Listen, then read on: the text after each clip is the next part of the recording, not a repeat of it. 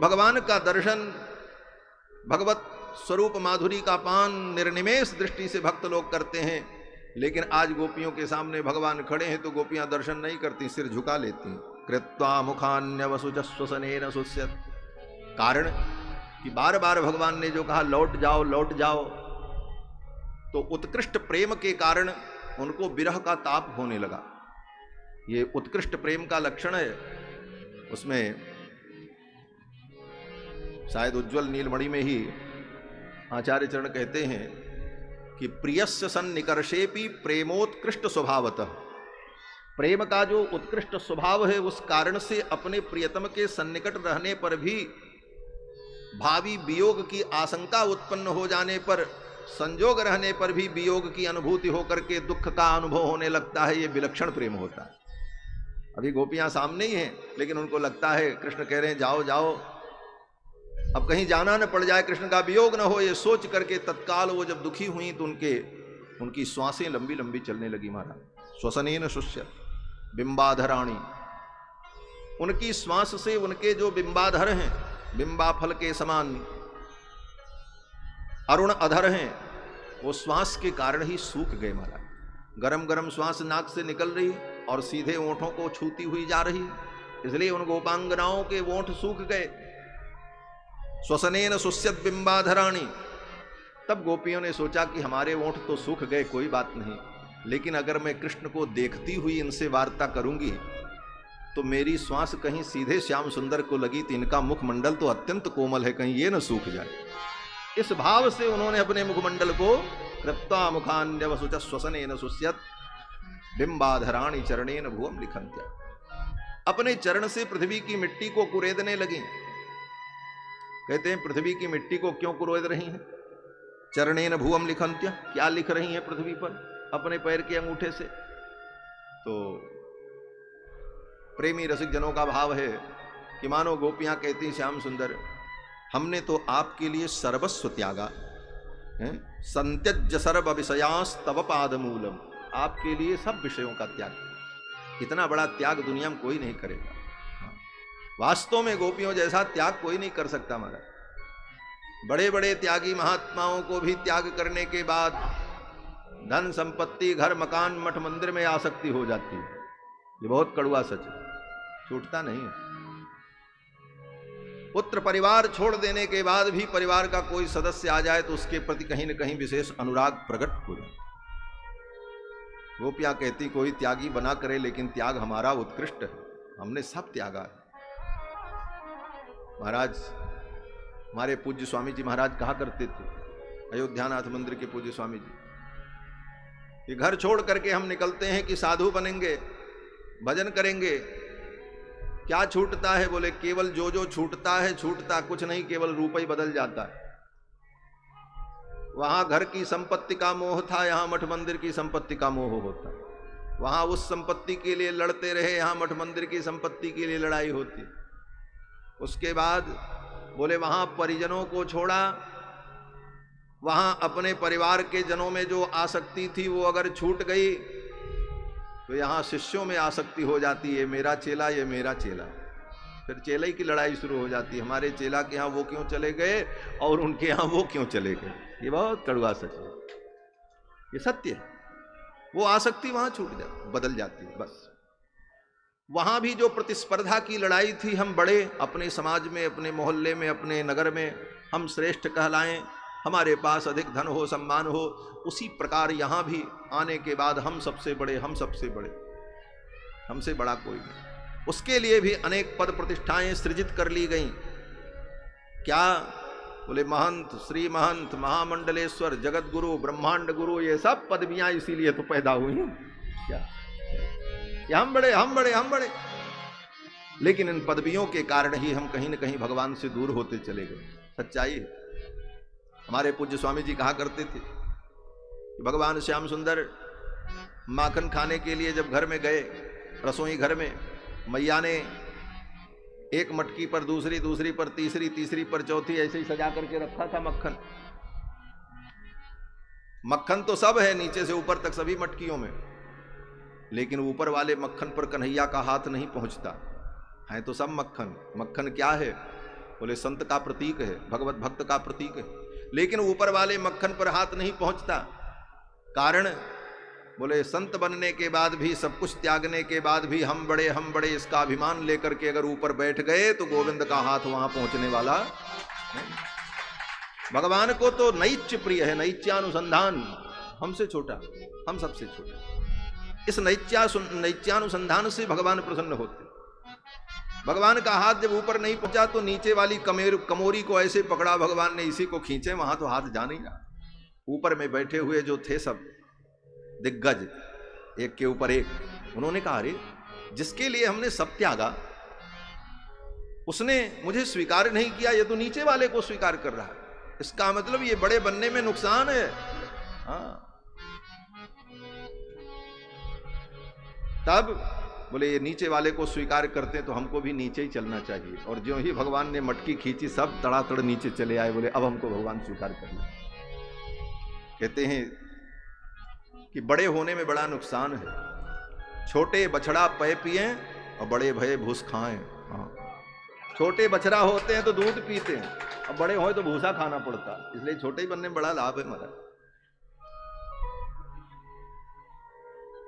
प्रभुता आती है तो प्रभु दूर हो जाती है। तो गोपियां कहती हैं महाराज हमने जो त्याग किया ये त्याग कौन करेगा?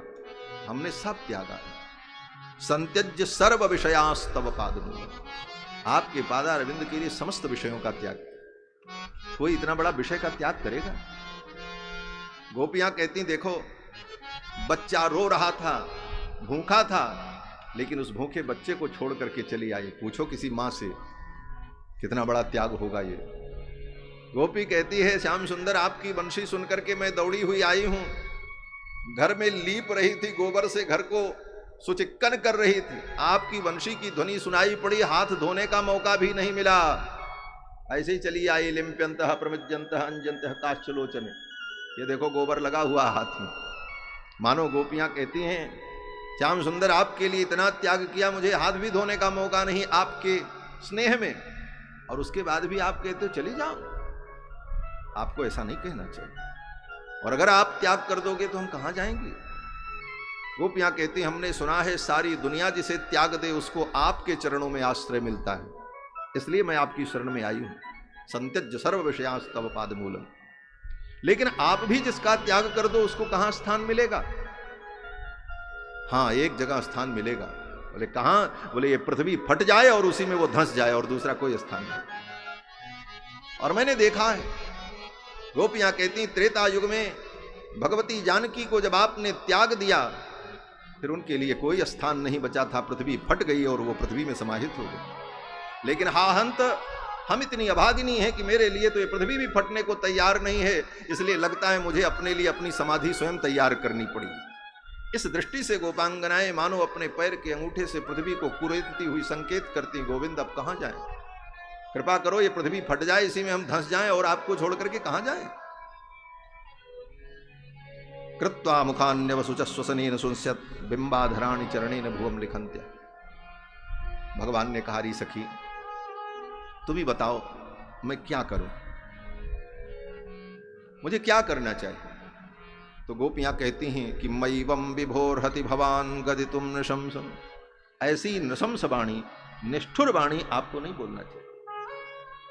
भगवान की इन्हीं निष्ठुर वाणियों पर ही तो गोपियों को कभी कभी संदेह हो गया। इसीलिए गोपी गीत में गोपियां कहती हैं कि न खलु गोपिकानंदनो भवान। इसका एक अर्थ तो यही है कि आप केवल गोपिकानंदन नहीं हैं, लेकिन दूसरा अर्थ गोपियों का व्यंग भी है कि आज तय हो गया कि आप गोपिकानंदन नहीं हैं, आप यशोदा के बेटे नहीं हैं, क्योंकि यशोदा के हृदय में तो बड़ी करुणा है। आप उनके पुत्र होते तो आप में भी करुणा होती, आप तो इतने निष्ठुर हो।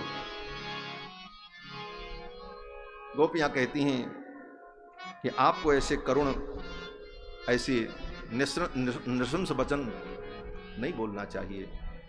तो क्या करें? तो गोपियां कहती हैं भक्ता भजस्व दुर्वग्रहमात्यजास्मान देवो यथादि पुरुषो भजते मुमुक्षून्। जैसे भगवान आदि पुरुष अपने भक्तों का, मुमुक्षु भक्तों का भजन करते हैं, उसी प्रकार आप मेरा भी भजन करो। आप हमें स्वीकार करो। और आप जो ये कहते हो चली जाओ चली जाओ, तो मैं कहाँ जाऊं? चित्तम सुखेन भवताप हृतम गृहेषु यन निर्विशत्युत करावपि गृह्य कृत्य। चित्त को आपने चुरा लिया। अब शरीर से अगर मैं जाऊं भी अपने घर, तो घर के कोई कृत्य नहीं होंगे, क्योंकि चित्त तो आप में लगा। इसलिए हे श्याम सुंदर, अब हम नहीं जा सकती आपको छोड़कर। और मेरा भी सुन लो उद्घोष। क्या? बोले अगर आप हमें स्वीकार नहीं करोगे, हमारा त्याग करोगे, तो हम तो घर तो जाने वाली नहीं, अब तो लौट के जाना ही नहीं। हाँ, आपका स्मरण करके आपके वियोग में हम अपने प्राणों का त्याग कर देंगे। नोचेत वयम विरह जाग्नुपयुक्त देहा ध्यानेन याम पदयो पदवीम सखेते। गोपियां कहती हैं, आपके ध्यान में, आपके वियोग के ताप में, आपका स्मरण करते करते हम अपने प्राणों का त्याग करते हैं। बोले तो क्या मिलेगा? गोपियां कहती, महाराज हमने सुना है कि जो जिसका स्मरण करके मरता है वो उसी को प्राप्त हो जाता है।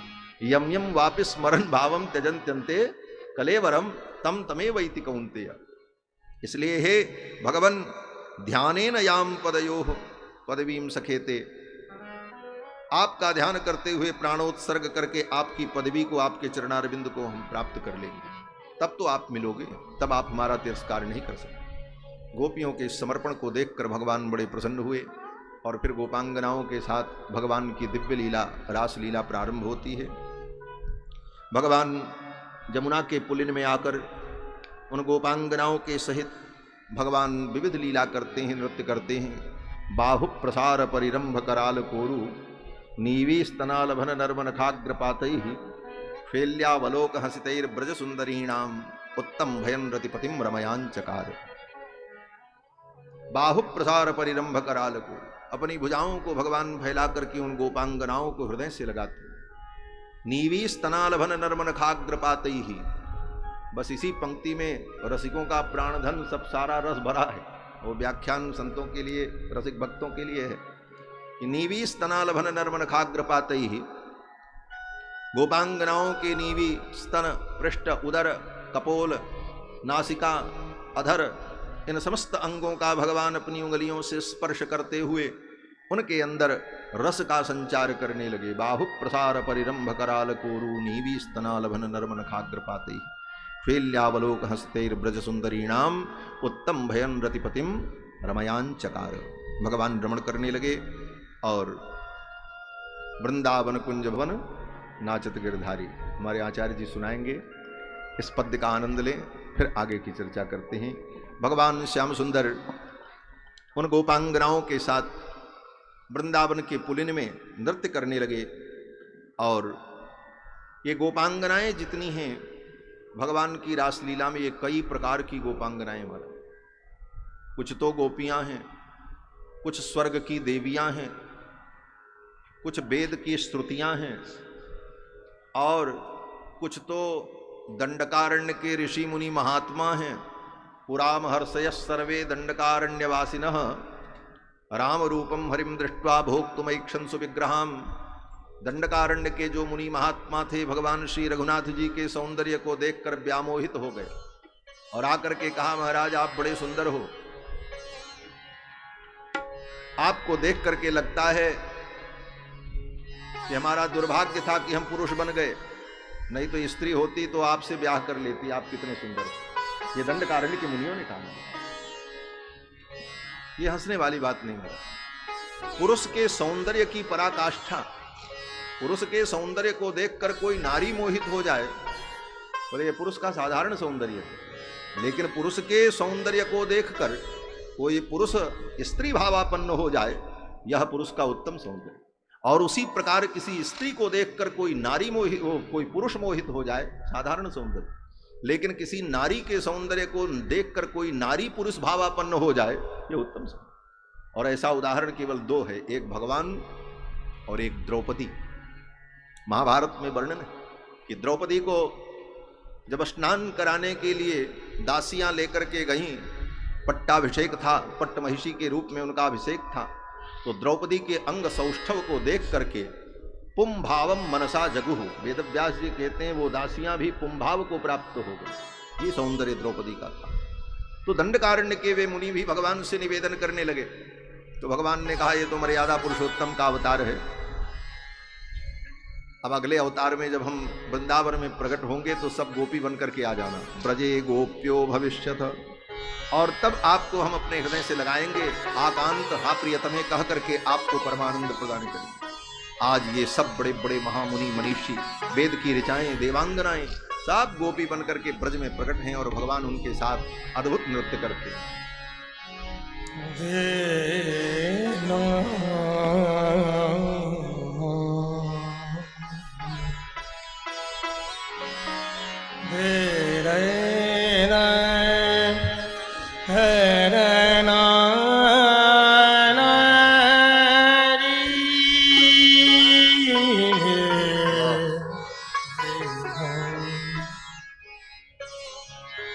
वृंदावन कुंज भवन, वृंदावन कुंज भवन, वृंदावन कुंज भवन।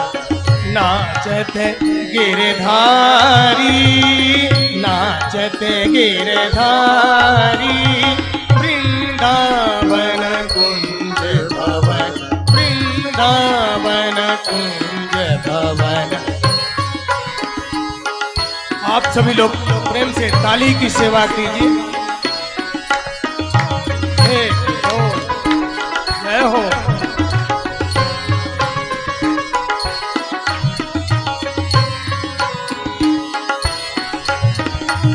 धर धर धर मुरलिया धर धर धर धर मुरलिया धर, भर भर स्वर मधुर मधुर, भर भर स्वर मधुर मधुर। कर कर नटवर स्वरूप, कर कर नटवर स्वरूप, सुंदर सुखकारी वृंदावन, वृंदावन कुंज भवन। नाचत गिरधारी, नाचत गिरधारी। जय हो।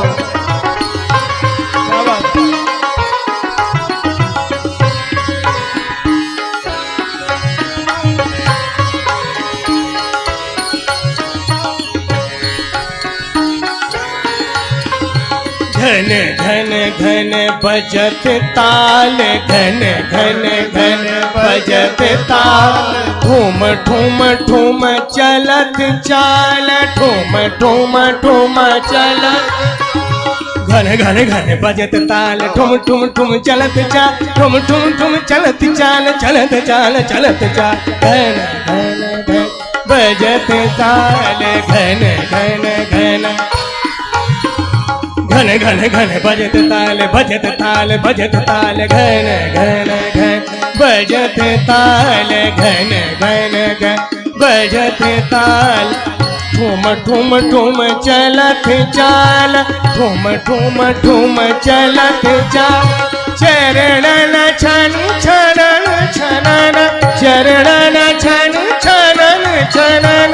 नूपुर धुनिकारी वृंदावन कुंज भवन, वृंदावन कुंज भवन।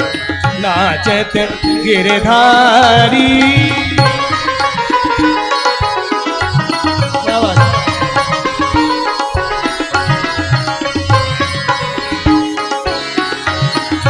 घेर घेर घेर करत गान, घेर घेर घेर करत तान। घेर घेर घेर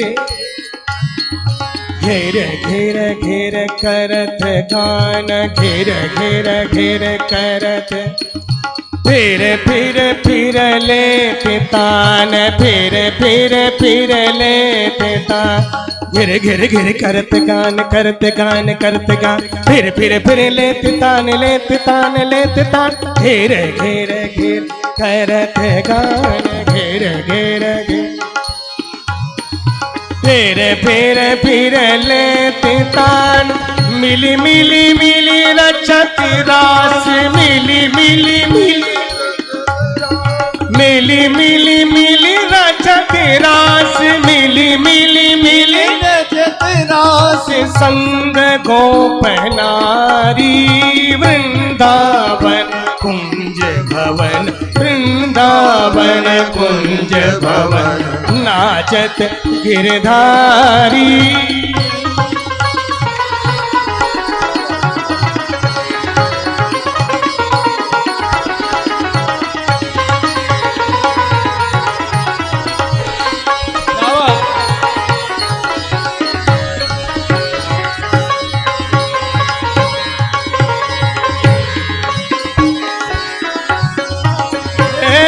सखी बाजे पग पैजनी, सखी बाजे पग पैजनी, हो सखी बाजे पग पैजनी, हाँ सखी बाजे पग पैजनी, सखी बाजे पग पैजनी, छूम छन न न न न न न बाजे मोहन पग पैजनी, छूम छन न न न न न न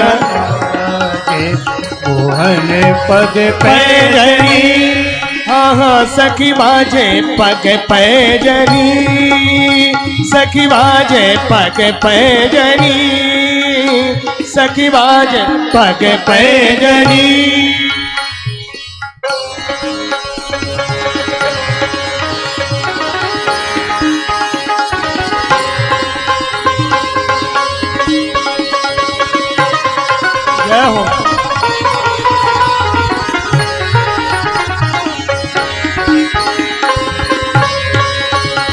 आली बनमाली छवि निराली, आली बनमाली छवि निराली, सोहे मन मोहे जिया जोहे, सोहे मन मोहे जिया जोगे, भोगे कमान ही तान तान तन तन तन, भोगे कमान ही तान तान, भोगे कमान ही तान तान, मारे जो बान है गई जान, मारे जो बान है गई जान, मुरली की तान कर मधुर गान, मुरली की तान कर मधुर गान, संगे बाज पखा बाजे तागड़ तागड़ तिरगड़ तिरगड़ तक नंग नंग नंग तिरगड़ तिरगड़ तक तिरगड़ तागड़ तागड़ गई तागड़ तागड़ गई तागड़ तागड़ संगे बाज पखा बजे घन न न न न न न न न न न न न न बाजे मोहन पग पैजनी, सखी बाजे पग पैजनी, सखी बाजे पग पैजनी, सखी बाजे पग पैजनी।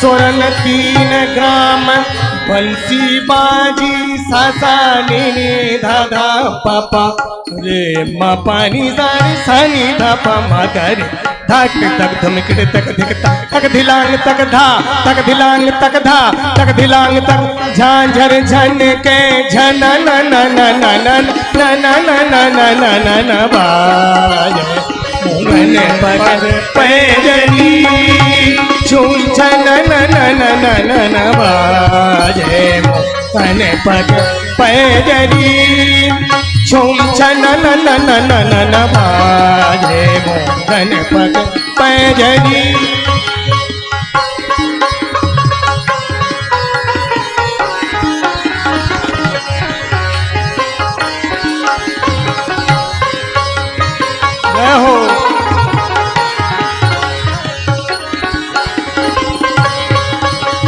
झन न न न न न न बाजे मोहन पग पैजनी, झूम झन न न न न न न बाजे मोहन पग पैजनी।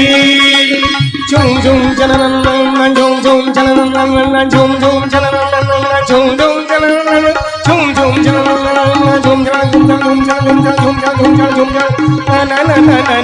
बाजे मोहन पग पैजनी झूम चलन बाजे मोहन पग पैजनी सखी बाजे पग पैजनी पग पैजनी पग पैजनी। बोलो श्री रास बिहारी भगवान की जय जय श्री राधे। परम आनंद भगवान श्याम सुंदर गोपांगनाओं के साथ रास मंडल में नृत्य करते हैं। गोपांगनाओं को परम सुख भगवान प्रदान करते हैं अपनी लीला के माध्यम से। नृत्य करते करते कोई गोपी थक जाती है तो भगवान श्याम सुंदर उसका चरण संवाहन भी करते हैं। किसी गोपी के केश खुल जाएं तो भगवान पाटी पारत मांग समारत, उसकी पाटी पार दे मांग समार दे।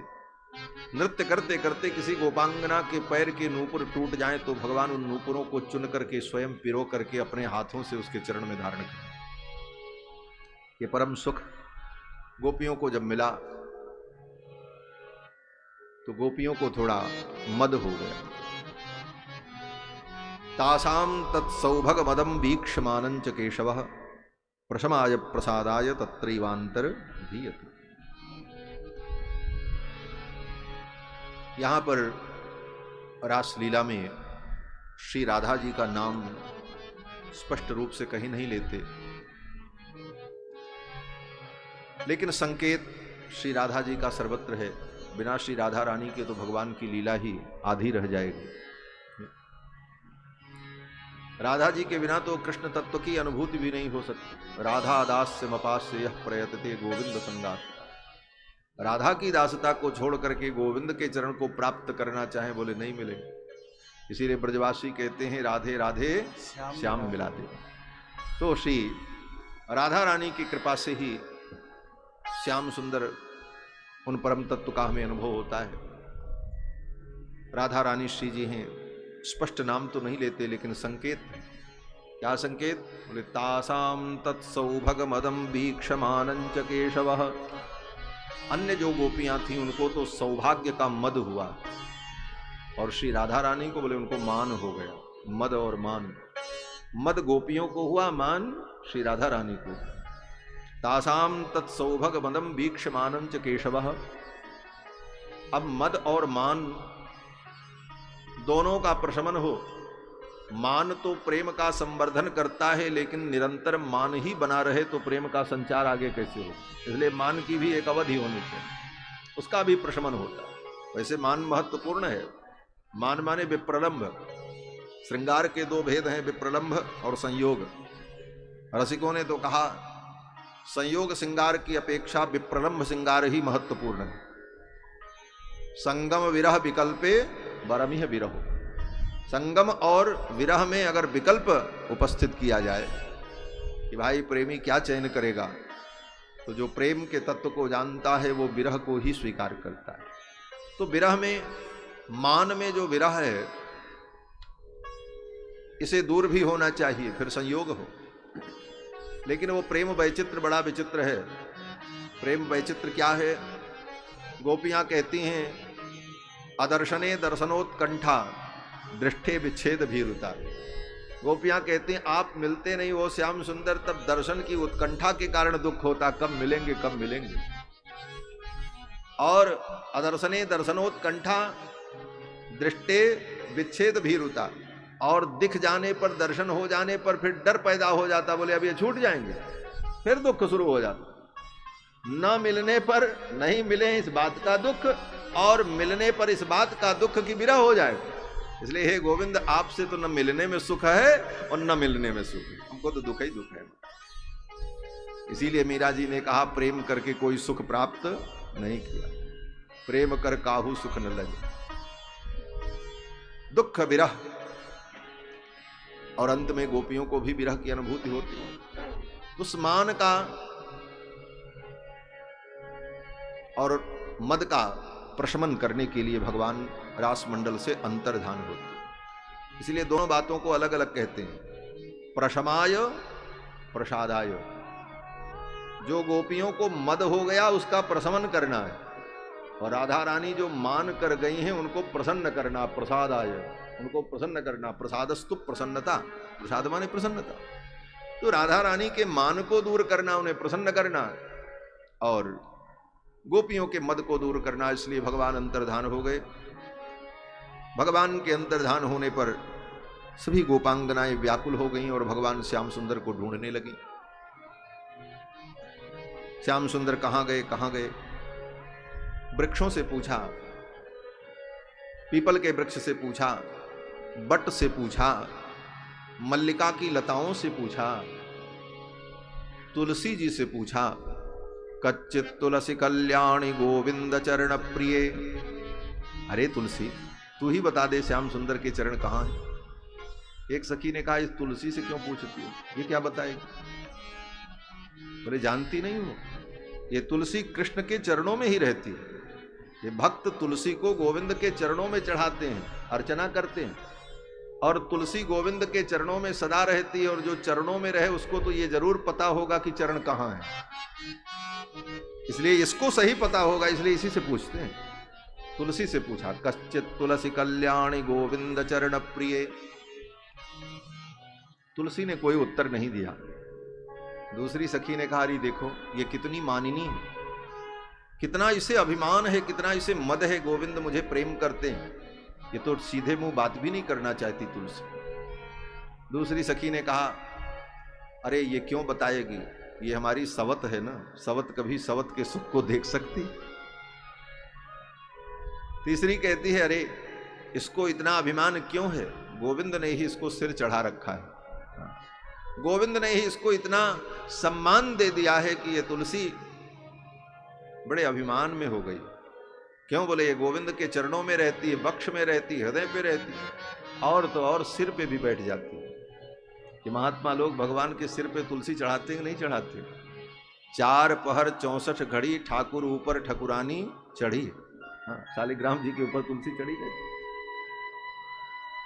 ये तो गोविंद के सिर पर बैठ चुकी है, इसको कितना मान होगा, कितना इसको गर्व होगा, ये हमें नहीं बताए। इस प्रकार गोपियां तुलसी जी से पूछकर आगे बढ़ती हैं। कच्चित तुलसी कल्याणी गोविंद चरण प्रिय। मालती की लताओं से पूछा, वृक्षों से पूछा, कहीं भगवान जब नहीं मिले तो भगवान की लीलाओं का गोपियां अनुकरण करने लगी। ये अनुकरणात्मिका भक्ति है। वियोग जन्य तीव्र ताप का समन करने के लिए साधन क्या है? बोले भगवान की लीलाओं का चिंतन, वर्णन, अनुकरण, कथन, उपकथन, यही वियोग जन्य तीव्र ताप के शमन का उपाय माना जाता है। नायिका के लिए भी यही भाव है कि अपने नायक के वियोग में वियोग जन्य ताप को कम करने के लिए नायक की चर्चा, उसकी बातों का स्मरण करना, उसकी चर्चा करना, उसका चिंतन करना, यही उस ताप में जीवित रहने का सामर्थ्य प्रदान करता है। अब गोपियां भगवान श्याम सुंदर की लीलाओं का चिंतन करने लगी अपने ताप को दूर करने के लिए, और चिंतन करती करती इतनी तन्मय हो गई कि भगवान की लीलाओं का अनुकरण करती हुई स्वयं कृष्ण के रूप में अपना अनुभव करने लगी। कोई गोपी कहती है, आओ आओ मैं तुम्हारी रक्षा करूंगी, मैंने गोवर्धन उठा रखा है, ऐसे खड़ी हो गई हाथ करके। कोई गोपी बंशी बजाने का अभिनय करने लगी। कोई गोपी जैसे भगवान पालना में लेटकर अपने चरणों को हिलाते हैं उस प्रकार का अभिनय करने लगी। इतनी तन्मयता हो गई कि स्वयं कृष्ण के रूप में अनुभव करने। ये भगवान की लीलाओं का अनुकरण करके तन्मयता को प्राप्त करना, यह भी भक्ति का एक स्वरूप है। और इसी भक्ति स्वरूप का ही परिपाक रासलीला और रामलीला है। जो रासलीला भगवान की होती है, मंचन होता है श्रीधाम वृंदावन में, भगवान श्री राम का लीलाओं का मंचन होता है, उसमें कोई राम बना कोई कृष्ण बना और सब लीलाएं करते हैं। वो क्या है? ये केवल मनोरंजन के लिए नहीं है, ये मूलतः भगवान के प्रेमी भक्त भगवान के वियोगजन्य ताप को दूर करने के लिए स्वयं भगवान की लीलाओं का अनुकरण करके भगवत भाव में डूबने का प्रयास करते, ये विधि।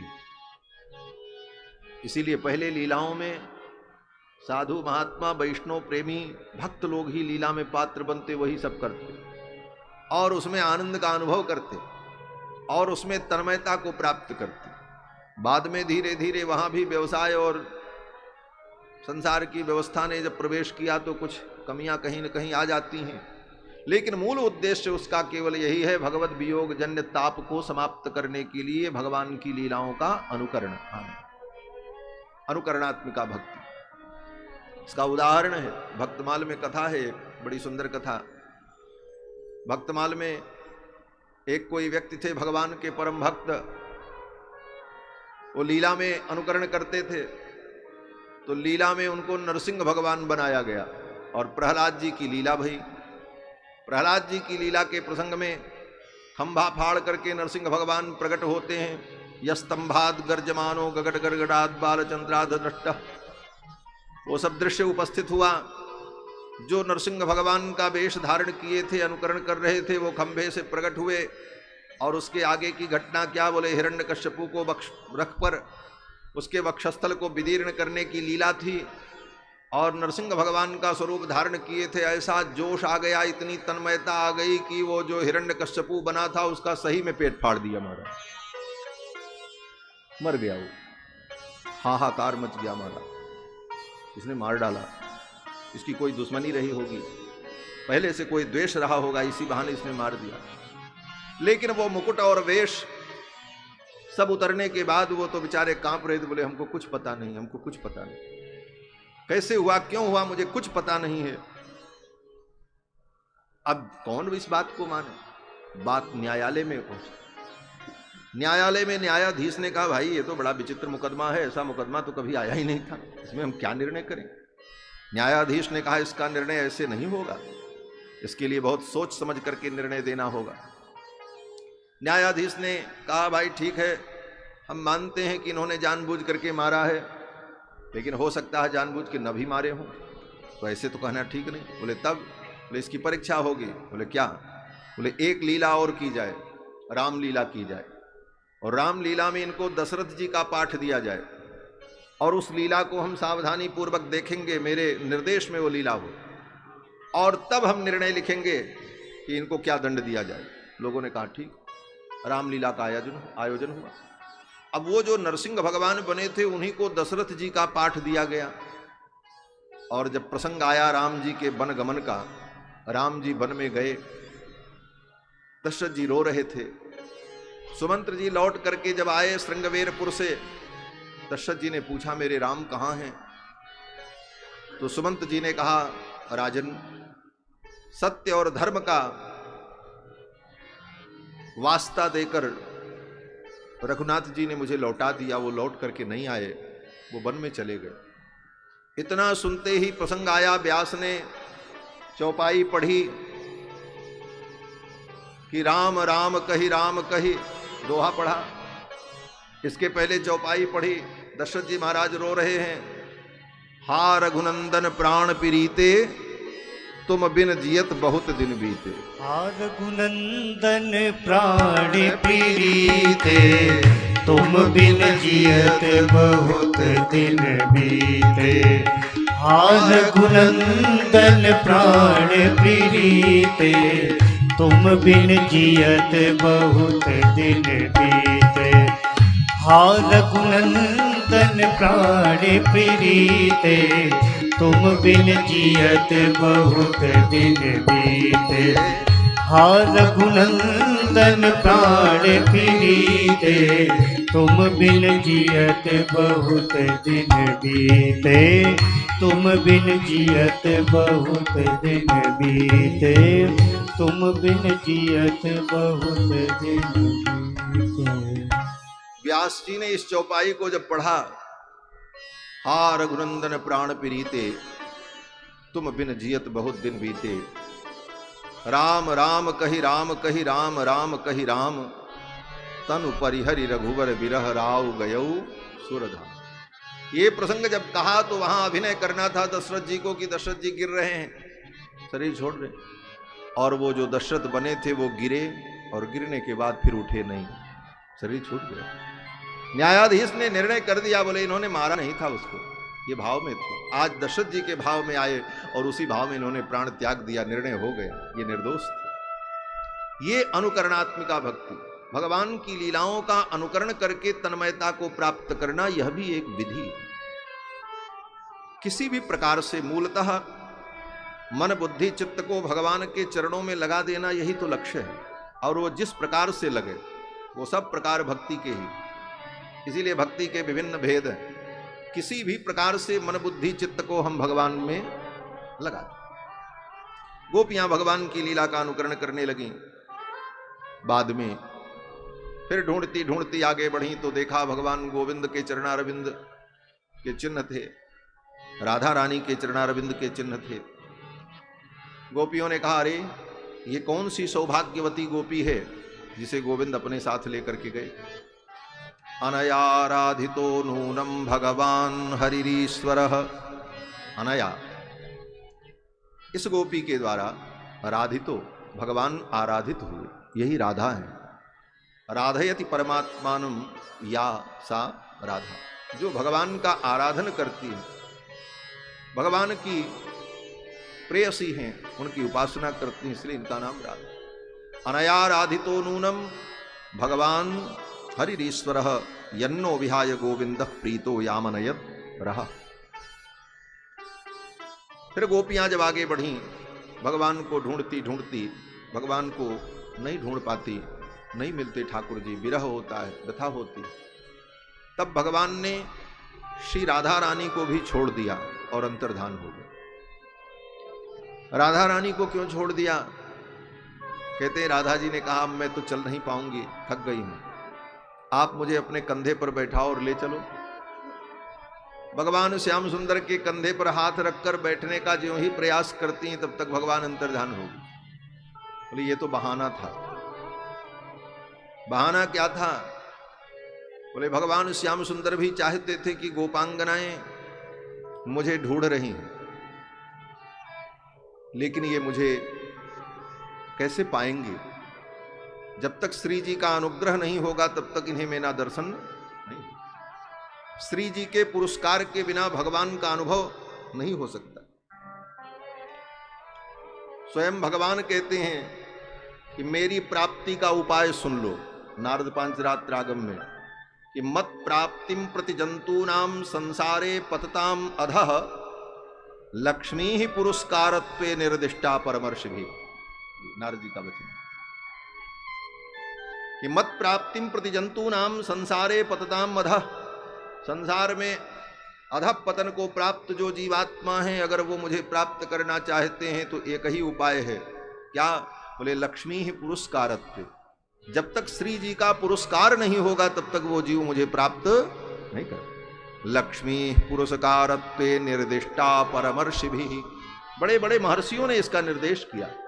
फिर भगवान कहते हैं ममापि च मतम हेतत्, मेरा भी यही मत है, जब तक श्री जी का अनुग्रह नहीं होगा तब तक मेरी प्राप्ति नहीं हो। ममापि च मतम हेतत् नान्यथा लक्षणम भवेत्, दूसरा कोई लक्षण नहीं हो सकता, दूसरा कोई साधन नहीं हो सकता।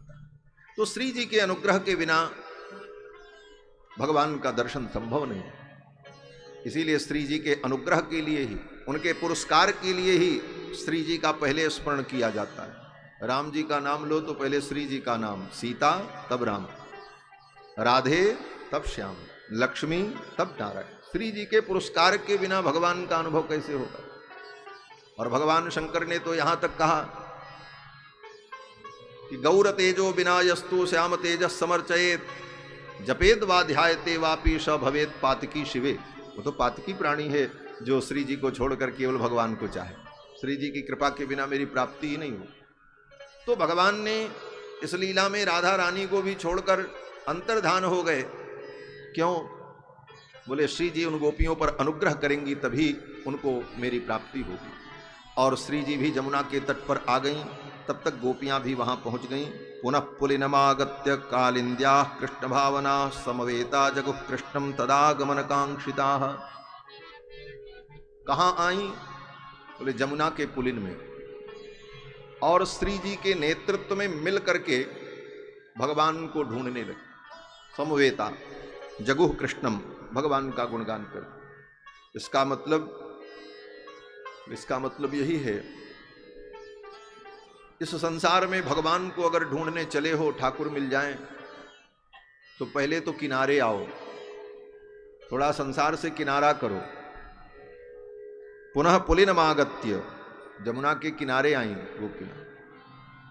पहले तो संसार से थोड़ा किनारा करो, और उसके बाद बोले श्री जी के नेतृत्व में गोपियां भगवान को ढूंढती। आचार्य पुरस्सर होकर, आचार्य के नेतृत्व में, श्री जी के पुरस्कार में जब भगवान को ढूंढने चलोगे तो भगवान मिल जाएंगे। यही भगवत प्राप्ति का मार्ग है। आचार्यवान पुरुषो वेद, और श्री जी तो आचार्य हैं। हमारे संप्रदाय में तो श्री जी प्रथम आचार्य ही है, श्री संप्रदाय है। और आचार्य के बिना, आचार्यादेव विदिता विद्या साधिष्ठम प्रापयति, आचार्य के द्वारा विदित विद्या ही जीव को भगवत प्राप्ति तक ले जाती। आचार्यवान पुरुषो वेद। तो श्री जी के नेतृत्व में गोपियों ने भगवान को ढूंढने का प्रयास किया। और क्या करती हैं? बोले गोपियां सुंदर गीत गाती हैं। इस गीत का नाम गोपी गीत है। और इस गोपी गीत में गोपियों ने रो रो करके भगवान को पुकारा, अपने मनोभाव को व्यक्त किया। जयति तेधिकम जन्मना ब्रजश्रयत इंदिरा सस्वदत्री, दैत दृश्यताम दिक्षुतावकास्त्वयि धृता सवस्त्वाम विचिन्वते। गोपियां कहती हैं, हे श्याम सुंदर, जब से आप ब्रज में आए, इस ब्रज में भगवती महालक्ष्मी का वास हो गया। हमारे प्राण आप में प्रतिष्ठित हैं। त्वयि धृता सव, इसलिए हे श्याम सुंदर आप आ जाओ। अगर आप नहीं मिलोगे तो हमारा जीवन समाप्त हो जाएगा। आपने बार बार हमारी रक्षा की है। इंद्र के कोप से बचाया, अघासुर से बचाया, वृषभासुर से बचाया। क्या इसीलिए आपने बचाया था कि अपने वियोग के ताप में हमें मार दो? ऐसा मत करो। मैं जानती हूं, आप सब जान रहे हो, हमारे दुख को आप समझ रहे हो, फिर भी आप नहीं आ रहे हो। इतने निष्ठुर क्यों बन गए? आज मुझे लग रहा है कि तुम यशोदानंदन नहीं हो, नखल गोपिकानंदनो भवानी। क्योंकि अगर कोई व्यक्ति किसी के दुख को न जाने तब तो चलेगा, लेकिन सर्वज्ञ होने के कारण आप तो जान रहे हो हमारे दुख को, फिर भी आप नहीं आ रहे हो। आपके हृदय में करुणा नहीं है। इसका मतलब आप यशोदानंदन नहीं हो। यशोदा तो बड़ी करुणामयी है। यशोदा के पुत्र कहला करके भी आप करुणा से रहित। इसलिए मुझे तो संदेह हो रहा, जो लोग कहते हैं वो सही कहते हैं, आप यशोदानंदन नहीं। और आप सब कुछ जानते हुए नहीं आ रहे हो हमारे सामने, क्यों? इसलिए कि आप भवबंधन को छुड़ाने वाले हो। आपका दर्शन पा करके हम भवबंधन से मुक्त हो जाएंगे। और मुझे लगता है ब्रह्मा जी ने आपसे प्रार्थना की है, बिखन सार्थितो। गोपियां कहती हैं ब्रह्मा जी ने आपसे प्रार्थना की है, देखो आप संसार में लीला तो करने जाओ, लेकिन सबको दर्शन मत देना, नहीं तो सब मुक्त हो जाएंगे, तो हमारा संसार कैसे चलेगा? हम रोज बनाते रहे, आप मुक्त करते रहो। तो ब्रह्मा की बात मान करके आप ऐसी निष्ठुरता कर रहे हो मेरे साथ, इसलिए आप ऐसी निष्ठुरता मत करो, आप आ जाओ। गोपांगनाओं ने बहुत सारी बातें कही। गोपियां कहती हैं आपकी कथा ही मेरे जीवन का आधार है। तब कथामृतम तप्त जीवनम कवि विरीडितम कल्मषापहम। आपकी कथा आपके वियोग में तपे हुए प्राणियों के लिए, किंवा संसार के ताप से तपे हुए प्राणियों के लिए जीवनदायिनी है, अमृत के समान। बड़े बड़े कवियों ने इसकी स्तुति की है, इसकी प्रशंसा की है। आज हमारे जीवन में अगर दुख है तो केवल आपकी कथा के कारण है। गोपियां कहती हैं आपकी कथा ने ही हमारा जीवन बर्बाद कर दिया। ना आपकी कथा सुनती ना आपसे प्रेम होता। आपकी कथा ने ही हमको मार डाला, और आज इस दुख में ला करके खड़ा कर दिया आपकी कथा ने। तब कथामृतम, हमारे जीवन को तप्त कर दिया, दुखमय बना दिया। बोले तो फिर क्यों कथा सुनने लगी, मेरे चरित्र का गान क्यों करने लगी? बोले क्या करें, ये बड़े बड़े पंडितों ने इतनी प्रशंसा कर दी। कवि विरीडितम, ये बड़े बड़े कवियों ने, विद्वानों ने इतनी महत्ता बता दी आपकी कथा की कि वो इसी चक्कर में हम भी फंस गए। और यही संसार में होता है, जितने प्रेमी है ये सब चक्कर में क्यों पड़े घूम रहे हैं? बोले इन विद्वानों ने बता दिया बड़ी महिमा है इस कथा की, कृष्ण की, बस इसी में सब पागल। गोपियां कहती हैं आपके कथा की महिमा को सुन करके ही तो आपके प्रेम में हम उन्मत्त हो गए, और आज हमारी ये दुर्दशा भई है। इस दुर्दशा का मूल कारण आपकी कथा है। अब इसमें सब बड़े भाव हैं, व्यंग है, व्यंजना है, अभिधार्थ तो जो है वो तो है ही है। ये तो रसिकों का प्राण धन है महाराज, इसमें कितनी बातें हैं, जीवन बीत जाए एक एक श्लोकों का चिंतन करते हुए जितना लिखा है आचार्यों ने, लेकिन हमारी बुद्धि दानी जितनी बड़ी होगी उसमें उतना ही आएगा। पढ़ते तो हम लोग भी हैं लेकिन बुद्धि में उतना ही रहता है जितना प्रारब्ध में हो। ये तो भगवान की कृपा हो तो सारी चीजें हृदयंगम हो। गोपियों ने बड़ी सुंदर स्तुति की। यहां पर गोपियों ने कहा हे भगवान, अब आपके वियोग में हमारा जीवन समाप्त हो जाएगा, आप प्रकट हो जाओ। अंत में गोपियों ने अपने सुख का त्याग करके भगवान के सुख और दुख को ही अपना सुख दुख अनुभव किया। तत्सुख सुखित्व, तद दुख दुखित्व, भगवान के ही दुख में दुख का अनुभव करना, उन्हीं के सुख में अपने को सुखी अनुभव करना, ये जो उत्तम प्रेम है वह स्थिति महाराज गोपियों में हो गई। अब गोपियां अपने दुख का वर्णन नहीं करती। पहले तो गोपियां कहती हैं कि आप नहीं मिलोगे तो हमारे प्राण चले जाएंगे, आपके बिना हम मर जाएंगी, आप आओ, अपने कर कमल को मेरे सिर पर रखो, आप आओ,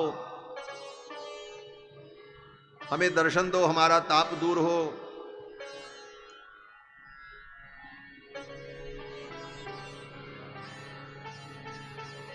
बोलो श्री सीतारामचंद्र भगवान की जय। भज राधे राधे गोविंद गोविंद राधे, भज राधे राधे गोविंद गोविंद राधे, भज राधे राधे गोविंद गोविंद राधे, भज राधे राधे गोविंद गोविंद